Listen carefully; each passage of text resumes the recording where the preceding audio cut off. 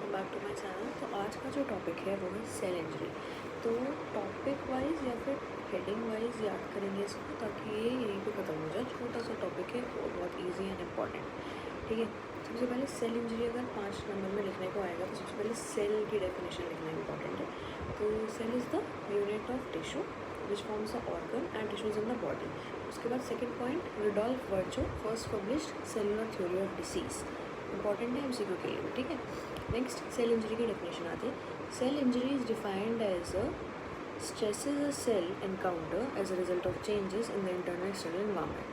तो cell injury is defined as a variety of stresses a cell as a result of changes in the internal and external environment.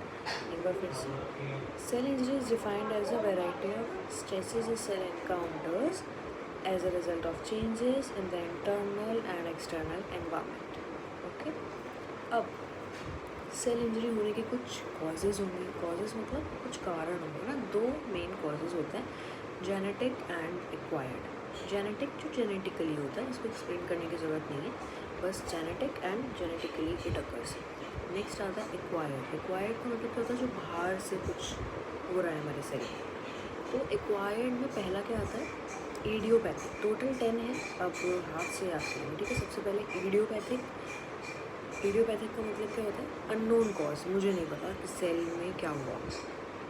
दूसरा है hypoxia and ischaemia. Hypoxia का मतलब decrease in oxygen circulation and ischaemia का मतलब decrease in blood circulation. तो पहला idiopathic, दूसरा hypoxia and ischaemia, तीसरा physical agents, heat, cold, trauma, radiation, कुछ भी हो सकता है। चौथा केमिकल, बायोकेमिकल्स की वजह से हो सकता है। पाँचवा माइक्रोबियल, बैक्टीरिया, वायरस, फंगी, इनकी वजह हो सकता है। छठा इम्यूनोलॉजिकल, कोई भी हाइपर सेंसिटिविटी, कुछ भी इम्यूनोलॉजिकल कुछ भी हो सकता है।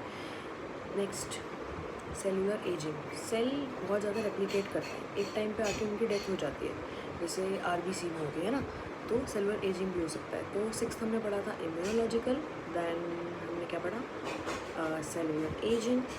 मेंटल स्ट्रेस साइकोलॉजिकल हो सकता है ना, एंड न्यूट्रिशनल डिरेंजमेंट्स, स्टारवेशन या अनीमिया की वजह से हो सकता है। And last is iatrogenic, physician की वजह से हो सकता है। तो ये छोटा सा सेल इंजरी, इससे बड़ा सेल इंजरी नहीं है।